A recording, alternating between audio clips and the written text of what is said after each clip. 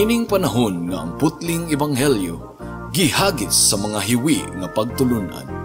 Kinahanglan mo barug ang mga tinunan ni Kristo sa pagpakigbisog sa paglaban sa pagtuo, nga magkausa ug alang sa tanang panahong gihatag sa Dios ngadto sa iyang katawan. Maoy hinungdan nga namugna kining tulumanon ang putling ebanghelyo. 30 minutos nga pagsabwag sa tinuod nga ebanghelyo. Kauban ni Pastor Jeremias Hangad, ang putling ebanghelyo. Tulumanon nga gihatod kaninyo sa Herald of Grace Radio Ministries Philippines. Ang putling ebanghelyo. Ang putling ebanghelyo.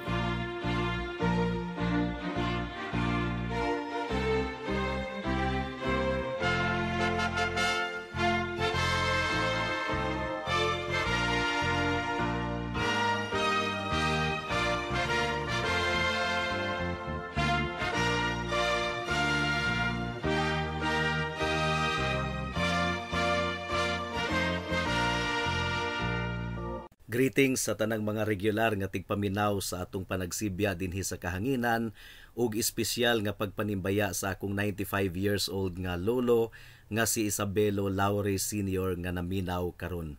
Alang sa pagpamalandong sa pulong sa Ginoo niining taknaa, please turn with me to Romans chapter 2 verse 4. Ang giingon dinhi: Imo bang gipakagamay ang mga bahandi sa iyang pagkamaayo, pagantos ug pagpailob, nga wala nimo maamguhi nga ang kaayo sa Dios ang muaghat kanimo sa paghinulsol? May the Lord bless the proclamation of His word at this moment.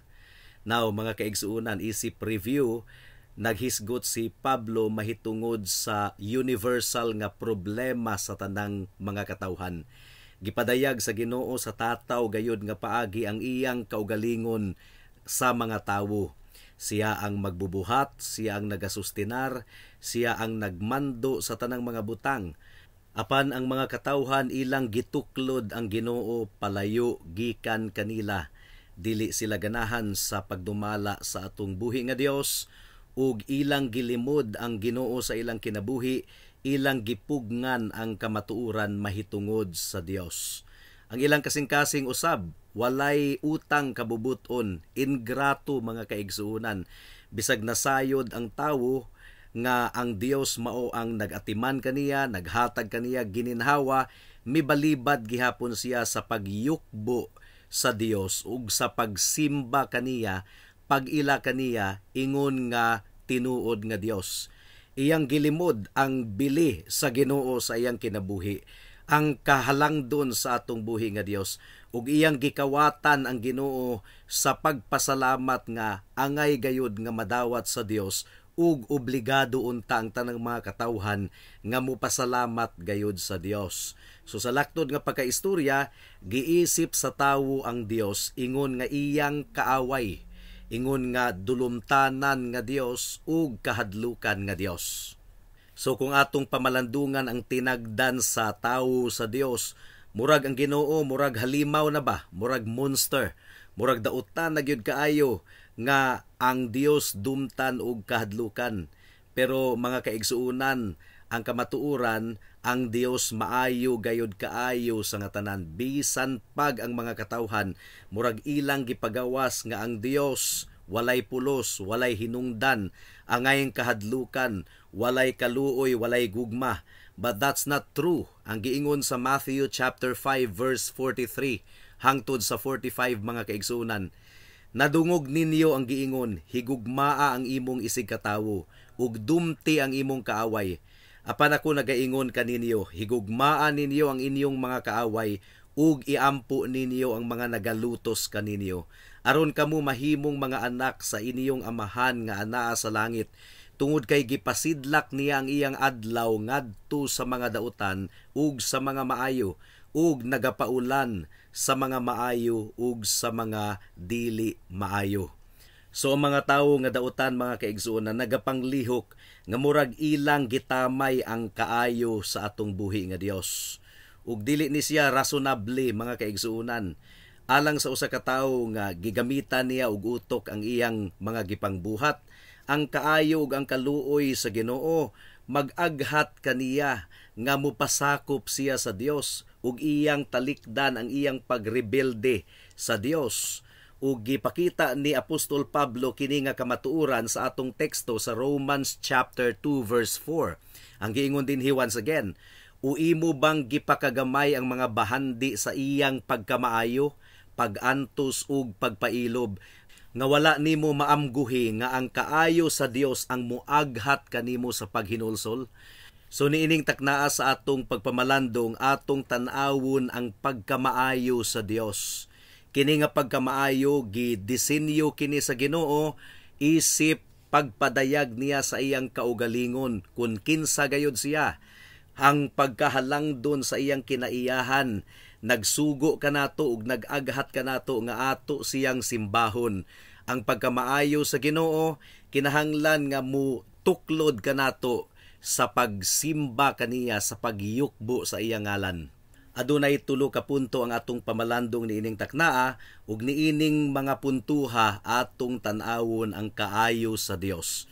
Mudangat nakita sa unang punto.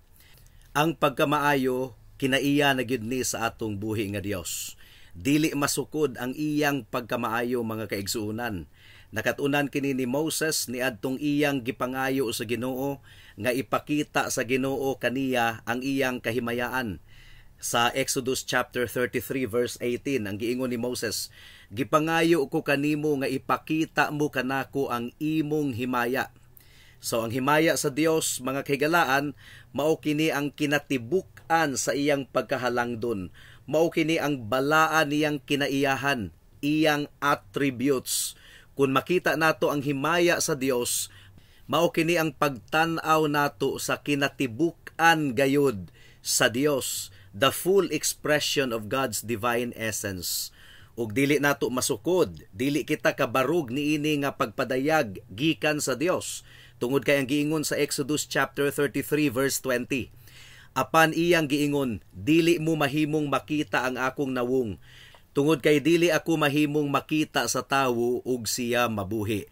Ang buti pasabot mga kaigsuunan, kung literal natong makitaan ang dagway sa Ginoo, mamatay gayud kita. So kanang mga tawo nga muingon nga ay hara ko mutuo sa Ginoo kung makita nako siya, wa siya masayod kung unsa ang iyang gipangayo. Iyang gipangayo ang iyang kamatayon.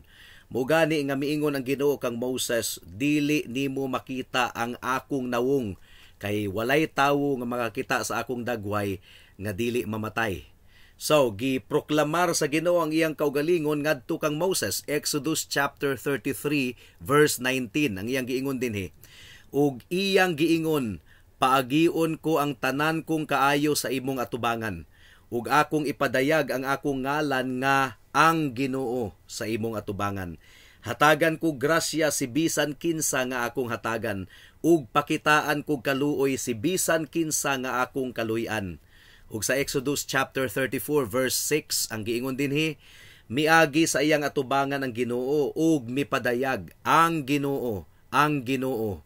Usa ka Dios nga bug-os sa kaluoy ug naghatag og panalangin, dili masukanon ug naghingapin sa bug-os nga gugma ug pagkamatinud-anon. So ang pagkamaayo sa Ginoo mga kaigsunan, usa kini ka matang sa pagpadayag sa Ginoo sa iyang kaugalingon. Ang pagkamaayo, usa kini ka kinaiya nga ang Dios lamang ang nanag-iya mga kaigsuunan. Ug ang pagkamaayo sa Ginoo, kung atong tun-an ang Biblia, tulo ka ekspresyon ang anggulo niini aron ato kining masabtan. Una, kining gitawag og intrinsic goodness. Ang pasabot niining intrinsic goodness, kining bili gayud sa usa ka butang. Say for example, kung muingon kita nga ang baterya maayo pa, pasabot ang quality sa battery ang atong gimin mga kaigsuunan. Or moingon kita nga ang mangga lata na. So unsa may quality sa mangga lata, dili na maayong kanon. So kung maghisgot kita og intrinsic goodness, mao kini ang value sa Dios nga siya maayo gayud, dili masukod ang iyang pagkamaayo. Walay makatupong sa pagkamaayo sa Dios. Ang ikaduha, kung atong tun-an ang goodness of God, it points to moral goodness. Kining Kinaiyag yun nga gipakita sa Ginoo. God is infinitely good, pero balaan siya. Maayo gayud kaayo ang iyang mga paghukom. Walay bakak, dili gayud mahimuot ang Ginoo sa bakak, dili siya mahimuot sa pagkadautan. He is good. He is good in all of His qualities and judgments. Matud pa sa Genesis chapter 18 verse 25. Layo ra kaayo nga mubuhat ka og ingon niini, nga imong patyon ang balaan kauban sa mga dautan, nga kung sa ingon magkapareho ang balaan sa dautan. Layo kaayo nga mahitabo kana, dili ba mubuhat og matarong ang maghuhukom sa tibuok kalibutan? So, ang atong gitun-an niini mga kaigsunan, kining gitawag og moral goodness. Kining batasan sa Ginoo nga maayo gayud kaayo siya, balaan gayud kaayo siya, hinlo gayud kaayo ang atong buhi nga Dios. Ikatulo, kung atong tun-an ang pagkamaayo sa Ginoo, nagahisgot usab kini sa iyang gipakita kanato ug iyang gihatag kanato. Kining mga butang nga iyang gi-provide kanato sa matag adlaw nga matinud-anon kaayo ang gugma nga iyang gipakita kanato. For example, Psalm chapter 33 verse 5 ang giingon dinhi, ang pagkamatarong ug ang hustisya iyang gihigugma. Puno sa hingpit nga gugma sa Ginoo ang kalibutan. So ang kalibutan gihigugma gayud sa Ginoo. Ug gumikan kay ang Dios dili gayud masukod sa tanan niyang kinaiyahan mga kaigsunan. Then when it comes to His goodness is immeasurable also. Walay sukod ang iyang pagkamaayo. Walay ikatandi sa pagkamaayo sa Dios. Matthew chapter 19 verse 7 ang giingon dinhi, ug mitubag siya kaniya, nganong gipangutana mo man ako mahitungod sa maayo? Usa lang ang maayo. Apan kung buot mong musulod sa kinabuhi, sunda ang mga sugo. So ang Dios lamang ang maayo. When it is said that Jesus is good, meaning to say, Jesus is God. Unsa man ang pagkamaayo nga makita nato sa mga binuhat, kana nga pagkamaayo gikan kana sa Dios nga nagbuhat kanila. Remember ang giingon sa Genesis chapter 1 verse 31. Nakita sa Dios ang tanan nga iyang gibuhat ug maayo kaayo kini. So maayo ang gibuhat sa Dios, gumikan kay ang Dios nga nagbuhat maayo man. Now, ang mga makasasala wala gayoy pagkamaayo nga sulod sa ilang dughan mga kaigsunan. Mao kini giingon sa Romans chapter 3 verse 10 and 12. Walay exempted niini, kitang tanan pulos dautan. Ang giingon dinhi, sama sa nahasulat, walay maayo, wala bisag usa. Ni walay usa nga nakasabot, ni walay usa nga nangita sa Dios, tanan mitipas, kauban silang nangawad-an og kapuslanan, walay nagabuhat og maayo, wala bisag usa. So walay exempted. Grasya ra gani gyud sa Ginoo nga nakabuhat kitag maayo. Kung ikaw nahimong Kristohanon igsuon, it's because of the goodness and grace of God. Kay kung papilion ka, ay dili ka ganahan nga mupili sa Ginoo. Ang imong ganahan ang pagpakasala. Ang tawo kung pasagdahan siya sa Dios, dili gayud siya muduol sa Ginoo. Magpabilin siya sa hiwi nga dalan, magpabilin siya diha sa pagpakasala. Ikaduhang punto mga kaigsuunan, God's goodness is undeserved, unmerited. Ang pagkamaayo sa Ginoo dili gayud takus alang kanato.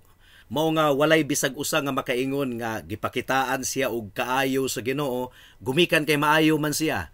Gumikan kay muumani ang iyang maayo nga performance. No. Ang pagkamaayo sa Ginoo dili gayud kita takus nga mudawat niini. Gihatag sa Ginoo ang iyang pagkamaayo sumala sa iyang pagkalabing labaw. Sa English gitawag kini og sovereign or sovereignty. But pasabot, ang pagpakita sa Ginoo og kaayo sa bisag kinsa nagaagad kini sa iyang desisyon. Wala kini nagaagad sa kung unsay anaa kanato, gumikan kay ang tanang anaa kanato dautan. Takus kita sa pagsilot, takus kita sa tunglo sa Ginoo mga kaigsuunan. Gipakita sa Ginoo ang iyang pagkamaayo sa iyang mga piniling katawhan alang kini sa iyang kahimayaan. Ephesians chapter 1 verse 11 ang giingon dinhi, Diha kaniya nakadawat usab kita og usa ka kabilin nga gitakda ni adtong una pa sumala sa kabubuton niya nga nagbuhat sa tanang mga butang, sumala sa iyang pagtakda ug kabubuton. So sumala kini sa desisyon sa Ginoo mga kaigsuonan. Wala kini nagaagad sa atong performance. Ang tanang binuhat sa Ginoo alang kini sa kahimayaan sa Dios. Colossians chapter 1 verse 16 ang giingon dinhi. Tungod kay pinaagi kaniya nabuhat ang tanang mga butang sa langit ug sa yuta. Ang mga butang nga makita ug ang mga butang nga dili makita, mga trono man o mga pagkapangulo, mga tigdumala man o mga anaa sa kagamhanan, tanang mga butang gibuhat pinaagi kaniya ug alang kaniya. So nagapanglihok ang Ginoo, sumala sa iyang tumong ug katuyuan, sumala sa iyang gikalipay. He does all things when and how He pleases. Iyang gibubo ang iyang pagkamaayo according to His pleasure and purpose. Walay makabuot sa Dios ug walay makapanghinambog bisag usa kanato kung atong nasinatian ang kaluoy sa Ginoo. It's all because of His grace. Matag usa nga naa niining kalibutana, dili man equal ang blessing nga atong nadawat gikan sa Ginoo. And yet God is good to all. Walay exempted mga kaigsuonan. Bisan pag unsa ka lisod ang imong kahimtang karon, atong i-analyze, maayo gayud kaayo ang Ginoo gihapon sa imong kinabuhi. Bisan pag duna kay mga hagit nga imong giatubang, ug bisan og ang imong kasinatian sukad sa una hangtod karon mura og pitos, mura og lisod, pero dili nato maakusar ang Ginoo nga dili siya maayo. Maayo gayud kaayo ang atong buhi nga Dios. So there is great accountability on our part nga atong ilhon ang kaayo sa Ginoo mga kaigsuonan. Luke chapter 12 verse 48 ang giingon dinhi. Apan ang wala masayod ug nagbuhat sa mga butang nga takos sa mga hampak, bunalan og jutay. Apan sa matag tawo nga gihatagan og daghan, daghan usab ang pangayoon gikan kaniya. Ug siya nga gisaligan og daghan, labaw pang daghan ang ilang pangayoon gikan kaniya. So, kung gipakitaan ka og dako kaayong kaayo sa Ginoo, mga kaigsuonan, paninglan usab ikaw og dako sa Ginoo. Pero sa tinuod lang, tanan, matag usa kanato nakasinati gayud sa dakong kaluoy sa Ginoo, busa maningil gayud ang Ginoo kanato. Imo bang gidayig ang Ginoo? Imo ba siyang gipasalamatan, gibayaw ba nimo ang iyang ngalan, gumikan sa kaayo nga iyang gipakita kanimo sa matag adlaw? Sa ako nang gikaingon kaganina, bisan pag terrible ang imong kondisyon, sukad kaniadto hangtod karon, dako gihapon kaayo ang kaayo nga imong nasinatian gikan sa Dios. Romans chapter 2 verse 4 once again. O imo bang gipakagamay ang mga bahandi sa iyang pagkamaayo, pagantos ug pagpailob, nga wala nimo maamguhi nga ang kaayo sa Dios ang moaghat kanimo sa paghinulsol? Kung kaluoy sa Ginoo ang atong pagahisgutan, but pasabot niini gihatag sa Ginoo ang dili takos alang kanato. Unsa man ang takos alang kanato? Ang tunglo ug kapungot sa Dios. Pero karon buhi pagihapon kita, gaginhawa pagihapon kita, o gihatagan kita sa Ginoo og oportunidad nga makadungog sa iyang pulong mapahimangnuan. This is really God's goodness. Psalm chapter 103 verse 4 ang giingon dinhi. Siya mao ang nagatubos sa imong kinabuhi gikan sa bung-aw. Siya mao ang nagpurong-purong kanimo sa kaluoy ug bug-os nga gugma. Psalm chapter 136 verse 25 and 26. Siya ang naghatag og pagkaon sa tanang unod, tungod kay ang iyang bug-os nga gugma mulungtad sa kahangturan. O magpasalamat kamo sa Dios sa kalangitan, tungod kay ang iyang bug-os nga gugma mulungtad hangtod sa kahangturan. Walay bisag usa kanato nga takos sa kaayo sa Ginoo, higala. Ang takos kanato ang paghukom, ang kapungot sa Dios. And this is the great comfort of God's people, nga sa grasya sa Ginoo iya kitang gipakitaan sa iyang kaayo, sa iyang kaluoy. Busa makasigurado gayud kita nga tinuod gayod ang Ginoo sa iyang mga saad. Psalm chapter 23 verse 6 ang giingon dinhi, sigurado nga ang kaayo ug kaluoy musunod kanako sa tanang mga adlaw sa akong kinabuhi, ug mupuyo ako sa balay sa Ginoo hangtod sa kahangturan.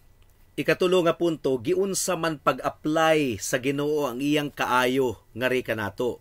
Well, una, diha sa iyang binuhat nga mga butang. Sa atong nakita sa Romans chapter 1 ni adtong miaging mga semana, klaro kaayong gipadayag sa Ginoo ang iyang kaugalingon. For example, Romans chapter 1 verse 20. Sukad pa ni adtong gimugna ang kalibutan, ang iyang walay katapusang gahom ug pagkadios, bisan pagdili makita, nasabtan ug nakita pinaagi sa mga butang nga iyang gibuhat, aron wala sila'y ikapangatarungan. So, tanawa ang binuhat sa Ginoo. Mga bukid, mga dagat, mga sapa, mga punuan sa kahoy, mga tanom, mga hayop, mga kaigsuunan. Very beautiful creation of God. Na-enjoy nato kining tanan bisan pa sa atong pagkamakasasala. And this beautiful creation is an expression of the goodness of God. Ug bisan pag ang kalibutan karon nagkadautan, gipakita gihapon sa Ginoo nga rika nato ang iyang pagkamaayo. Gumikan kay aduna pa kitay hangin nga giginhawa, aduna pa kitay pagkaon nga gikaon sa matag adlaw, baskog pa ang atong kalawasan, nag-enjoy pa kita sa tanang gibuhat sa Ginoo bisan pa og nagkadautan kining kalibutana. So, kung imong tan-awon ang imo ang bukton, ang imong kamot, ang imong tiil, ang imong mga mata, kung manamin ka, are they not expression of God's goodness? They are expression of God's goodness. Pagkamaayo gayod sa Ginoo nga nakabaton kita niining mga butanga, ayaw kaminusi, ayaw ipakagamay ang kaluoy ug pagkamaayo sa Ginoo higala. Sa probidensya usab, kung giunsa pagsustinar sa Ginoo, kining for example mag-drive ta og motor kada adlaw or mag-drive ta og sakyanan, na anything could happen on the road. Ni adtong miaging tulo ka semana, pinasahi ang akong kasinatian, mga kahigalaan. Gumikan kay sunod-sunod ang aksidente sa kadalanan. Ang akong nasaksihan, puros motor accident. Mungang careful gyud ta kung mag-drive ta og motor kay duha ra ka buok ligid ana. But the point is, kung pila na kita katuig nga ga-drive og motor, unya walay nahitabo kanato nga disgrasya, it's all by God's goodness, mga kaigsuunan. Ug ang atong pangidaron, pwede biya unta nga namatay ta ni adtong bata pa ta, pero na-extend pa ang atong kinabuhi hangtod karon. Desisyon ka na sa Ginoo, mga kaigsuunan, di ka kaingon nga nabuhi ka pa hangtod karon kay buutan man gud ka, takus ka nga hatagan sa Ginoo og kinabuhi. No, that is arrogance. Bisan pag unsaon nimo og diet, kung patio na gyud ka sa Ginoo, kung kuhaon na niya ang imong kinabuhi, wa kay mahimo.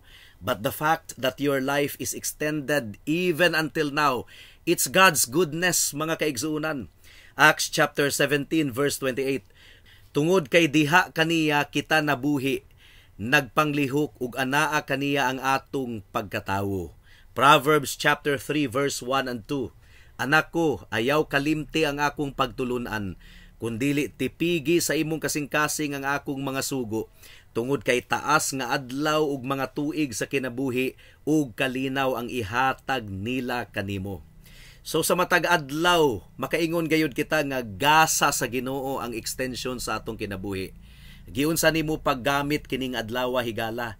Imo ba kining gigahin alang sa himaya sa Dios, or imong kaminusan, imong gipakagamay ang kaayo sa Ginoo? Di gani ka nagpasalamat sa Ginoo sa tanang kaayo nga iyang gipakita kanimo. Gidemonstrate gayod sa Ginoo ang iyang goodness ug ang iyang kindness sa iyang pagpadayag kanato sa iyang pulong. Bisan pa kining pagsibya nato sa kahanginan, libre niniyong nadawat kini, mga kahigalaan. Pulong kini sa Ginoo. Dili na sapayan nga mubayad pa mo og pila ka libo or pila ka gatos aron lamang makabati sa pulong sa Ginoo. It is freely given to you week by week. Giunsa nimo pagtagad ang pulong sa Ginoo higala? Imo lang ba kining gikamasaan? Imo kining gibaliwala? Imo kining gikaminusan? Well, Ang ebanghelyo wala kini madawat sa minilyon ka mga tawo sa kalibutan. Daghang nangamatay na lang, wa gani kabasa og Biblia, wa gani kadungog sa pulong sa Ginoo, ug karon atuan na sila natanggong didto sa impyerno. Pero ikaw, higala, nakadawat ka sa pulong sa Ginoo. Imo ba kining gihatagan og bili? Imo ba kining gihatagan og importansya, mga kaigsuunan? The only reason kung nganong imong gibalibaran ang pulong sa Ginoo is that nagdumot ka sa Dios. Dili ka ganahan sa pagdumala sa Ginoo. Dili ka ganahan sa pagdumala ni Kristo. Pero grasya gayud kaayo kini higala nga nakadawat ka og pahimangno gikan sa pulong sa Ginoo. Matod pa sa Biblia, to whom much is given, much is also required. Kung gihatagan ka og daghan, daghan usab ang paninglon sa Ginoo gikan kanimo. Gihatagan ikaw niining dako kayong kahigayunan nga makabaton og Biblia, nga makadungog sa pulong sa Ginoo. Wa ba ka masayod nga niadtong Middle Ages ang mga dato lamang ang makabaton og Bible? Pero karon, ang Biblia anaa na sa atong mga cellphone, or ang Biblia mapalit na nato bisag asa ta pwedeng mopalit, mga bookstore. Now, unsa ang imong pagtagad sa pulong sa Ginoo?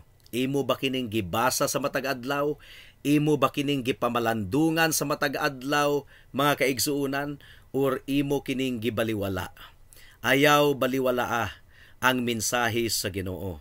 Ang mensahe sa Ginoo nga tataw gayud kaayong nagpadayag honestly nga ang Dios balaan, ikaw makasasala.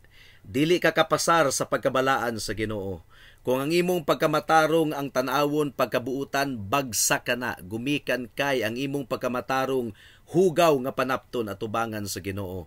Takos ikaw sa tunglo ug kapungot sa Ginoo, ug kung mamatay ikaw karon nga wala naghinulsol sa imong sala ug wala nakadawat sa libre nga gasa sa kaluwasan nga gikan sa Ginoo, maalaot gayud ikaw sa impyerno, higala. Busa karon pa lang hinaot nga dili nimo baliwalaon kining kaayo sa Ginoo nga gipakita kanimo, gumikan kay nadunggan nimo sa tataw gayud kaayong pamaagi, nga dili ka maluwas pinaagi sa imong maayong buhat. Tungod kay ang Dios balaan, dili ka kapasar sa pagkabalaan sa Ginoo, bagsak ka higala. Kinsang pagkabalaan ang imong gikinahanglan? Pagkabalaan ni Kristo. Kinsang pagkamatarong ang imong gikinahanglan? Pagkamatarong ni Kristo. Ang requirement sa Ginoo nga imong masunod ang kinatibuk-an sa iyang balaod, sa iyang sugo. Apan walay bisag usa ka nato nga nakabuhat niini. Mao nga kitang tanan paninglan sa Ginoo, ug ang bayad sa sala mao ang kamatayon. Ang nindot kaayo nga balita, ang maayo kaayo nga balita, tungod sa gugma ug kaluoy sa Dios, iyang gipadala ang iyang bugtong anak nga si Hesukristo aron maoy mutuman sa balaod on our behalf, aron maoy mubayad sa silot sa sala didto sa krus sa Kalbaryo alang kanato, kay dili kita makahimo niini. Gisunod ni Kristo ang tanang balaod sa Dios, ug ang kamatayon ug ang dugo nga ipaagas nga requirement gayud sa Ginoo aron mabayran ang atong sala, gibuhat kini ni Kristo didto sa krus sa Kalbaryo. Ug isip pagpamatuod higala nga nagmalampuson si Kristo sa iyang misyon sa pagluwas kanato, 100% God, nahimong 100% tawo nga wala nawala ang iyang pagkadiyos. Isip pagpamatuod nga milampo siya sa iyang misyon, nabanhaw siya pagkahuman sa ikatulo kaadlaw, resibo.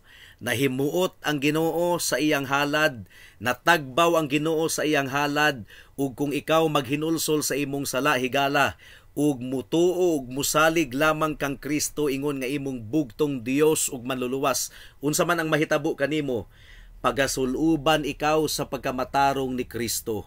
Ang iyang dugo mao ang itabon sa tanan nimong mga sala, so that in the sight of God, at tubangan sa Ginoo, ang pagkamatarong ni Kristo ang makita sa Dios, ug ang iyang dugo nga balaan mo'y makita sa Dios, dili ang imong sala. Kung ikaw ug mutuo ug musalig lamang kang Kristo, ingon nga imong bugtong Dios ug manluluwas. buhata kini karon dayon higala, kay basin ug ugma ulahi na ang tanan. Amen. Alang sa dugang nga mga pangutana, mahimong mo text kang Pastor Jeremias hangad sa 0935 744 3030.